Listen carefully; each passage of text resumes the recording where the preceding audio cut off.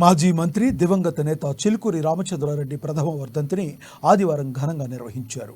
మావల్లోని చిలుకూరి లక్ష్మీ గార్డెన్లో జరిగిన ఈ కార్యక్రమానికి కాంగ్రెస్ శ్రేణులతో పాటు పార్టీలకు అతీతంగా రాజకీయ ప్రముఖులు, అభిమానులు, శ్రేయోభిలాషులు పెద్ద ఎత్తున తరలివచ్చి ఆయన చిత్రపటానికి పుష్పాంజలి ఘటించి నివాళులు అర్పించారు. ఆయన అందించిన సేవలను ఈ సందర్భంగా పలువురు స్మరించుకున్నారు. ఆయనతో తమకున్న అనుబంధాన్ని, ఆత్మీయతను మననం చేసుకున్నారు.